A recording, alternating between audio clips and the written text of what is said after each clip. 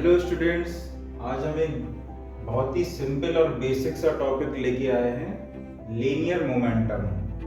ठीक है, जिसको हिंदी में रेखीय संवेग भी कहते हैं। तो इसकी एक छोटी सी डेफिनेशन है, इसको बिल्कुल रटने की जरूरत नहीं है कि linear momentum P equal to mass into velocity होता है। इस तरह से इसको थोड़ा समझने की कोशिश करेंगे।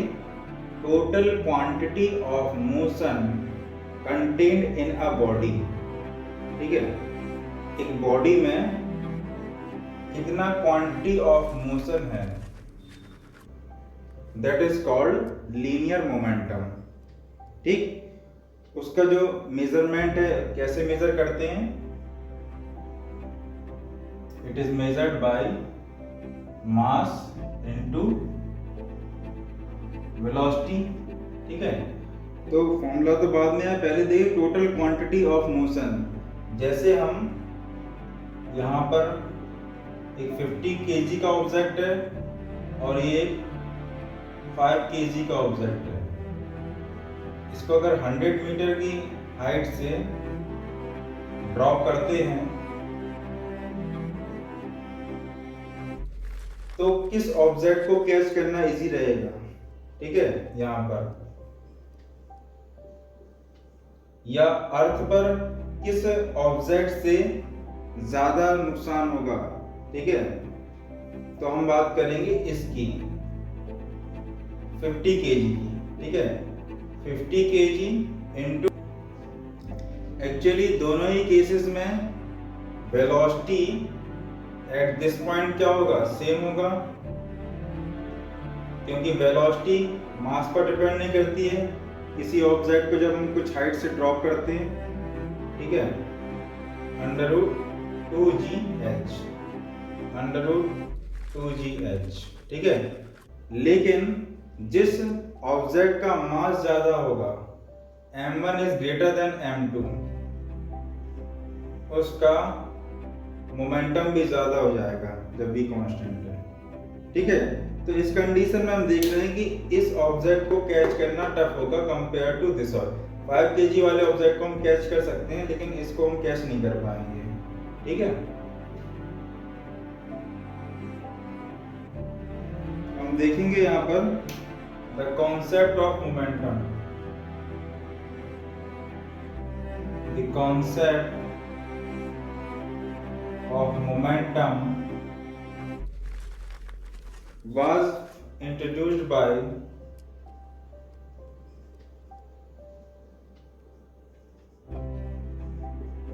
न्यूटन। ठीक है, न्यूटन ने सबसे पहले इसको इंट्रोड्यूस किया था। क्यों? To measure the quantitative effect of force. By force कितना क्वांटिटेटिव इफेक्ट हो रहा है इसका। To measure quantitative effect of force। ठीक, क्योंकि हम न्यूटन का जो सेकंड लॉ जब पढ़ते हैं, उससे पहले हम मोमेंटम की डेफिनेशन और मोमेंटम के बारे में जरूर पढ़ते हैं। क्यों? क्योंकि पूरा जो सेकंड लॉ है हमारा मोमेंटम पे ही बेस्ड है। ठीक है, तो यहाँ पर हम देखेंगे दो एग्जाम्पल से कि mass of ball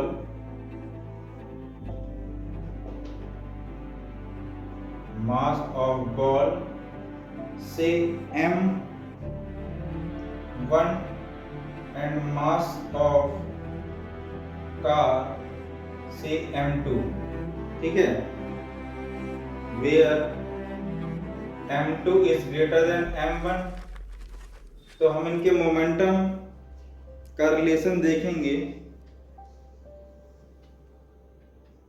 P1 upon P2 क्या आएगा?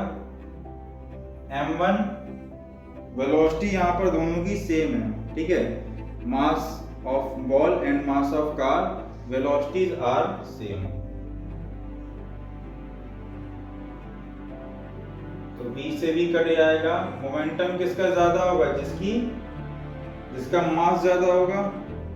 तो here P1 upon P2 equal to M1 upon M2।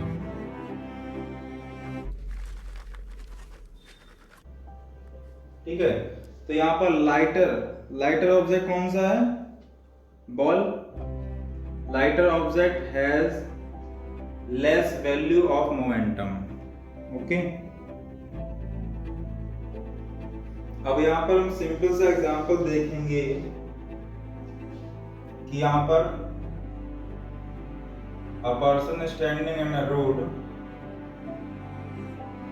ठीक है, और एक bicycle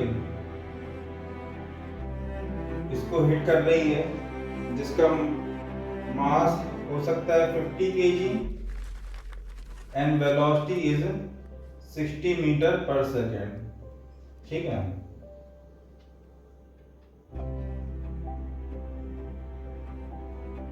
another example is man is also standing on road and a truck। अब यहाँ पर एक ट्रक आ रहा है, इसको अप्रोच कर रहा है, जिसका मास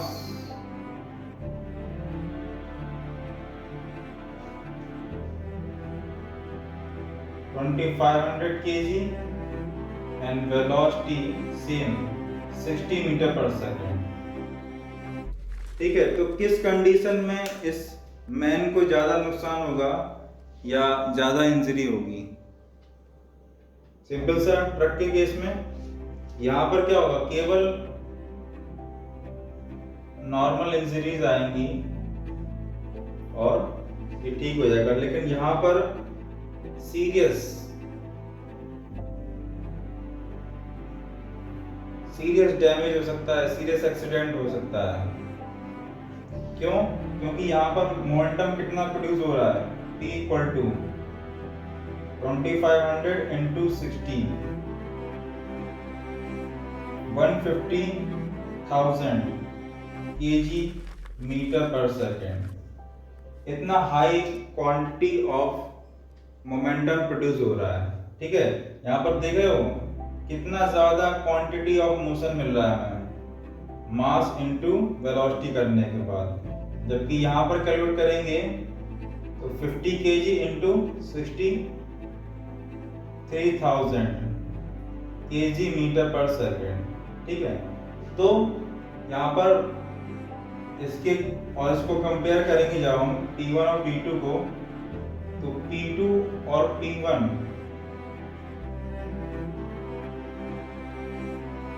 3000 50 टाइम्स ज्यादा मोमेंटम प्रोड्यूस हो रहा है, 50 टाइम्स ज्यादा। इसलिए हाई इंजरी किस केस में होगा, जब इस मैन को, इस आदमी को एक ट्रक हिट करेगा। ठीक है, 50 गुना ज्यादा मोमेंटम प्रोड्यूस हो रहा है। ठीक है, तो ये मोमेंटम के डेली लाइफ के सिंपल से एग्जांपल्स हैं। यहाँ पर एक सेकंड केस लेते हैं, when two object has same momentum। ठीक है, पहले केस में क्या था, दोनों की वेलोसिटी सेम थी और हमने मोमेंटम का रेशियो देखा था।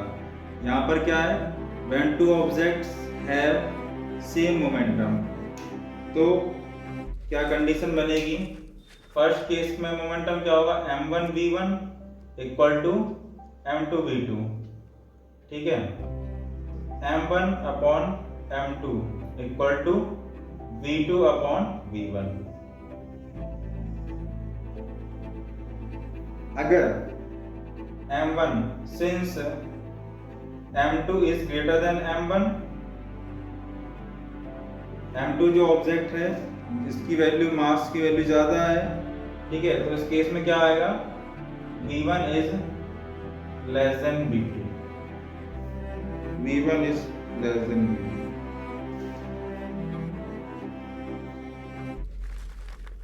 इस कंडीशन में सबसे सिंपल सा एग्जांपल हम समझ सकते हैं, a bullet is fired from the gun. ठीक है, जब हम एक गन से इस तरह से बुलेट फायर करते हैं, ठीक है, तो जो मास ऑफ द गन है is greater then mass of the bullet, इसीलिए जो यहाँ पर वेलोसिटी प्रोड्यूस होगी इस बुलेट की, this is much much greater than velocity of recoil velocity of this gun. ठीक है, तो ये सिंपल सा एग्जांपल समझ सकते हैं। दोनों कंडीशन, इस कंडीशन में क्या है, दोनों का मोमेंटम सेम है, तो बहुत ही ज़्यादा वेलोसिटी प्रोड्यूस होती है इस बुलेट की, और ये जो रिकॉइल वेलोसिटी है जो हमें धक्का लगता है बाय दिस गन, वो बहुत इसके कंपेयर में काफ़ी कम रहता है। ठीक, इसके बाद हम इसकी यूनिट और डायमेंशंस निकाल लेंगे लीनियर मोमेंटम की। डायमेंशंस निकाल सकते हैं सिंपल,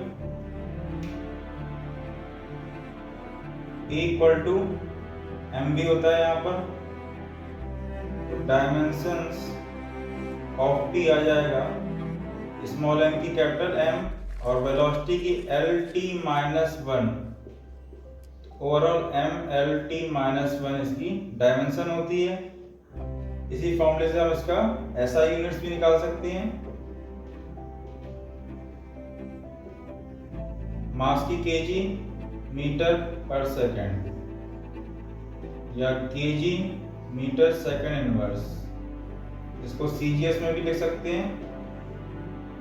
kg ग्राम में हो जाएगा, ग्राम सेंटीमीटर पर second, gram centimetre second inverse. ठीक, SI यूनिट्स और CGS यूनिट्स। लीनियर मोमेंटम के बेस्ड पर ही हम न्यूटन का सेकंड लॉ ऑफ मोशन पढ़ते हैं। ठीक है, बिना लीनियर मोमेंटम के हम न्यूटन का सेकंड लॉ ऑफ मोशन नहीं समझ सकते। जो हमारे पास final formula F equal to m into a, force का अगर हमें फोर्स की क्वांटिटी निकालना है ना, ठीक है, तो हम क्या करेंगे, मास इनटू एक्सीलरेशन, और जो कि हमें इसी लीनियर मोमेंटम से ही मिलता है। ठीक, तो second law of motion, rate of change of linear momentum of a body is directly proportional to the applied force. ठीक, और it take place in the direction of which force is applied. तो mathematically इसको कहते हैं, mathematically इसको लिखते हैं F vector equal to dp upon dt। Rate of change of linear momentum को ही हम फोर्स कहते हैं। ठीक है, और जो डायरेक्शन हमें यहाँ पर लीनियर मोमेंटम की होगी वही डायरेक्शन हमें यहाँ पर फोर्स की होगी। ठीक है, लीनियर मोमेंटम और फोर्स दोनों वेक्टर क्वांटिटी हैं। ठीक, और लीनियर मोमेंटम की डायरेक्शन किस डायरेक्शन में होती है, in direction of velocity. Direction of linear momentum equal to direction of velocity. ठीक, तो मैथमेटिकली हमने F equal to dp upon dt लिख लिया है। ठीक है, तो यहाँ पर हम P की वैल्यू रख सकते हैं, P vector equal to m v vector, यहाँ पर रखते हैं F equal to d m v upon dt। m यहाँ पर कांस्टेंट है, अगर तो बाहर आ जाएगा, वेलोसिटी को हम डिफरेंशिएट करेंगे dv अपॉन dt, जो कि क्या आ जाता है, acceleration. Acceleration is of a body is rate of change of velocity. ठीक, तो जो हमारे पास ये फोर्स का जो अभी हमने देखा था क्वांटिटेटिव इफेक्ट ऑफ मोशन। ठीक, तो यहाँ पर न्यूटन ने इसको क्यों इंट्रोड्यूस किया मोमेंटम को, जिससे हम इसको मेजर कर पाए फोर्स की value. Force on.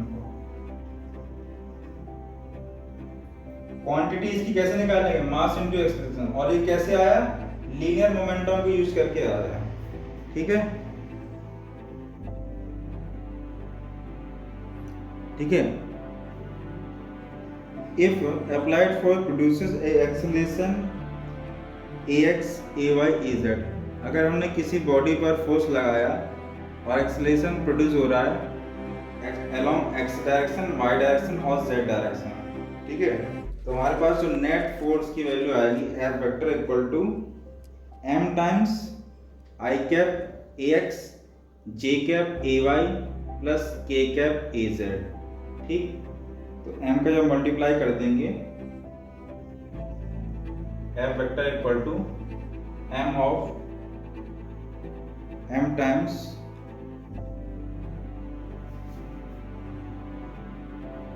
i cap ex, ठीक है, जो कि along x direction produce force की वैल्यू देगा हमें, plus m times j cap ay, जो कि y डायरेक्शन में हमें कितना फोर्स प्रोड्यूस हो रहा है इसकी वैल्यू देगा, plus m k cap az, और z डायरेक्शन में कितना फोर्स प्रोड्यूस हो रहा है इसकी वैल्यू देगा। ठीक, तो इस तरह से हमने इसका वेक्टर फॉर्म भी अच्छी तरह समझ लिया, फोर्स की वैल्यू। अब एक सिंपल सा डाउट रहता है, when body is at rest, अगर कोई बॉडी रेस्ट पर है, ठीक, तो उसका लीनियर मोमेंटम जो निकालेंगे इसकी वैल्यू 0 आती है, और लीनियर मोमेंटम 0 आ रहा है, इसका मतलब रेट ऑफ लीनियर मोमेंटम 0 का डिफरेंशिएशन, मतलब उस पर जो नेट फोर्स लग रहा है वो भी क्या होंगे, यहाँ पर 0 होंगे। इस कंडीशन में क्या हो सकता है, ये बैलेंस्ड फोर्स हो सकते हैं। किसी ऑब्जेक्ट पे लगने वाले नेट फोर्स अगर 0 है तो सारे फोर्सों का सम क्या होगा, 0, एफ नेट की वैल्यू 0। ठीक है, तो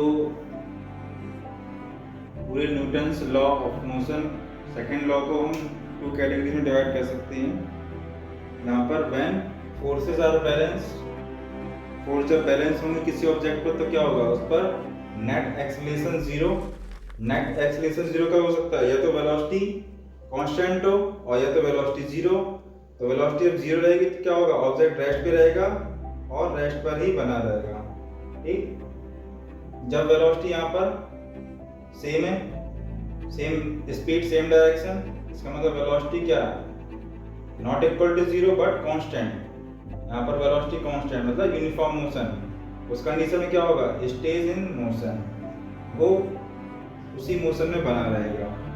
ठीक, और when forces are unbalanced, a not equal to 0, अगर वहां पर कोई एक्सेलरेशन प्रोड्यूस हो रहा है, फोर्सेस जब अनबैलेंस होते हैं तो वहां पर नेट एक्सेलरेशन होता ही है, मतलब a should not equal to 0। Acceleration depends upon directly on net force, जितना ज्यादा हम फोर्स लगाएंगे उतना ज्यादा क्या होगा, एक्सेलरेशन प्रोड्यूस होगा, और जो एक्सेलरेशन है is inversely proportional to mass. जब हमने फोर्स को कांस्टेंट कर देंगे, ठीक है, तो ए की वैल्यू किसके, F अपॉन m, जितना मास ऑफ द ऑब्जेक्ट इतना कम होगा उतना ही हमें ज्यादा एक्सेलरेशन प्रोड्यूस हो जाएगा। ठीक है, तो इस तरह से हम 2 कैटेगरी में डिवाइड कर सकते हैं, सारे केस हमारे कवर हो जाएंगे। असर्शन रीजन की क्वेश्चन भी हम इसी कॉन्सेप्ट पे कर सकते हैं। इसका एक और वर्जन देख लेते हैं यहाँ पर।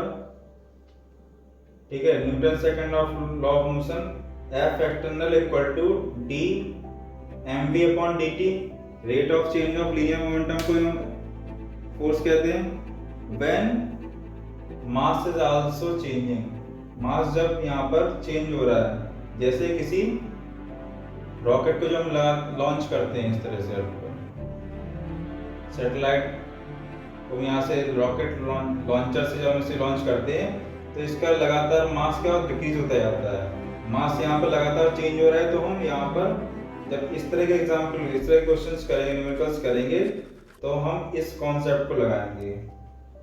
m dv अपॉन dt, यहाँ पर हमने डिफरेंशिएशन का मल्टीप्लिकेशन लॉ लगा दिया, m dv upon dt plus v dm upon dt। ठीक है, तो इस तरह से हमारे न्यूटन्स सेकेंड लॉ से stage in motion, stage in motion, तो ये हमारा जो फर्स्ट लॉ था वो भी लॉ ऑफ इनर्शिया, वो भी यही कह रहा था। तो सेकेंड लॉ से हम फर्स्ट लॉ में भी जा सकते हैं और थर्ड लॉ में भी जा सकते हैं। ठीक है, तीनों लॉ क्या एक दूसरे से कनेक्टेड है, केवल हमें रिलेट करना आना चाहिए केवल। ओके, तो हम नेक्स्ट लेक्चर में कुछ इसके न्यूमेरिकल्स देखेंगे जो कि बोर्ड लेवल पे और कंपटीशन लेवल पे इम्पोर्टेंट क्वेश्चंस हैं। Thank you for watching.